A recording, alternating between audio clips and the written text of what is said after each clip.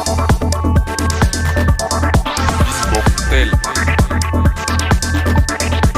Mortel.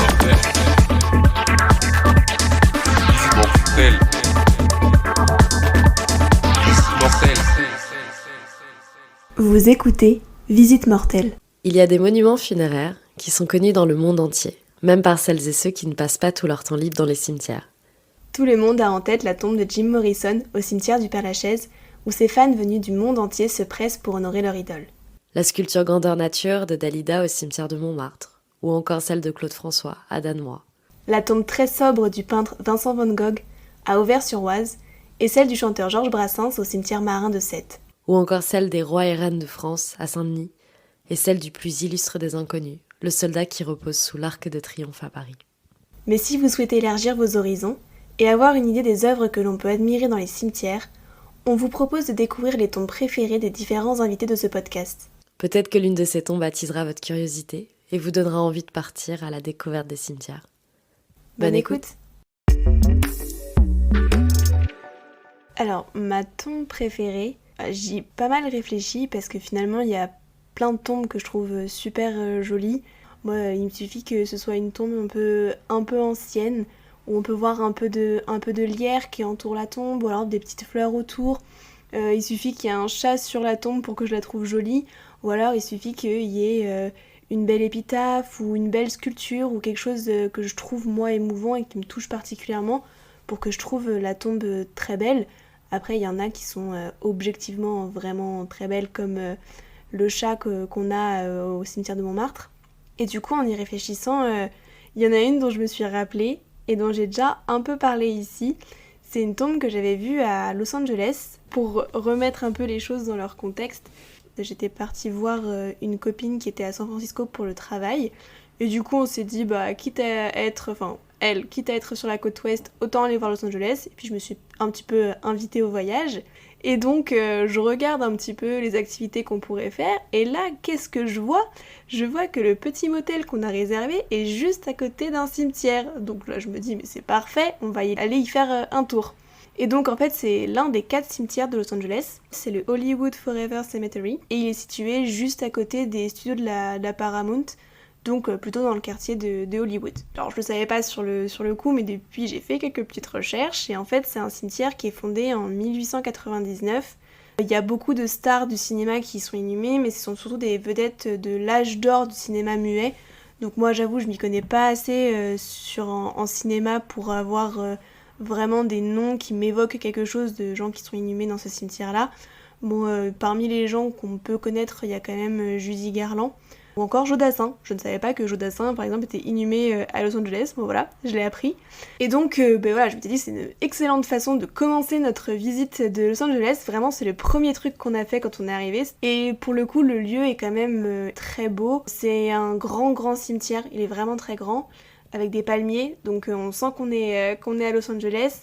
Des grandes allées, les tombes sont assez espacées. Et puis, dans mon souvenir, il y avait même une étendue d'eau, du coup, avec des canards. Il y avait des petites des bancs, il y avait des gens qui faisaient des pique-niques sur les pelouses, il y avait beaucoup d'étendues vertes. Et donc on se balade. Et là, je vois une tombe qui attire mon regard. En fait, c'est une tombe en forme de canapé avec plein de teckels dessus. Donc sur le coup, j'ai pas trop cherché à savoir à qui appartenait cette tombe, parce que quand j'ai vu le nom, ça me disait rien. L'épitaphe était quand même très jolie, c'est Still Bringing People Together. Donc c'est la tombe de... Je vais très mal le prononcer, donc pour celles et ceux qui le connaissent, j'en suis vraiment navrée. C'est la tombe de Mike Szymanski, Szymanski.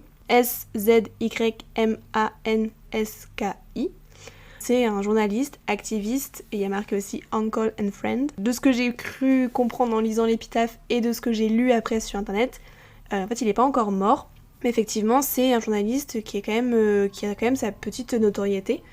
Il a beaucoup écrit sur les questions bisexuelles depuis les années 90, et apparemment il a remporté déjà plusieurs prix, notamment pour un ouvrage qu'il a écrit avec Nicole Crystal qui s'appelle The Bisexual Guide to the Universe. Mais pour qui je me prends des universe Et il est apparu dans plus de 50 talk-shows sur le sujet. Il a été journaliste aussi sur des affaires criminelles pour différents journaux. Et chose aussi importante, il a apparemment écrit 2 livres sur les teckels. Donc on peut comprendre un petit peu sa passion pour les teckels.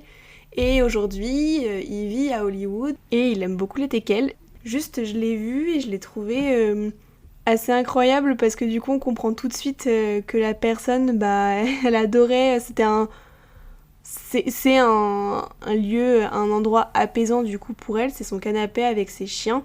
C'est un endroit où on se repose, on se détend. Et je trouve ça joli le symbole que ça met que ça donne en fait dans le cimetière. Comme c'est vraiment la dernière demeure, autant la faire à notre image et faire en sorte qu'elle nous plaise et surtout qu'elle nous ressemble. Et vraiment là, si vous tapez le nom de Mike Smisanski sur internet et que vous tapez tombe Los Angeles, vous allez peut-être tomber sur la photo où il est avec ses teckels, où il est assis sur sa tombe canapé avec ses teckels vivants et ses teckels en sculpture. Et je sais pas, moi ça m'a vraiment touchée au-delà de me dire mais c'est vraiment incroyable comme idée.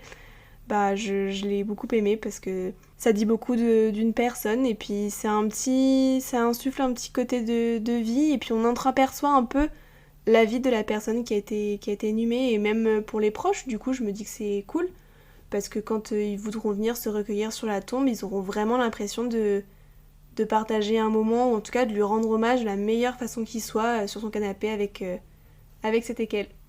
Voilà, donc c'est ça pour le moment, parce que j'ai pas encore fait tous les cimetières de France et du monde, ça peut être un objectif, mais pour le moment je pense que c'est ma tombe préférée.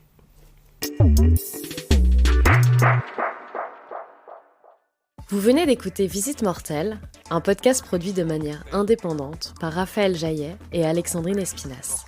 Si cet épisode vous a plu, n'hésitez pas à nous laisser 5 étoiles et à vous abonner. Retrouvez-nous sur les réseaux sociaux, @Visite Mortelle au féminin pluriel. À bientôt pour un prochain épisode.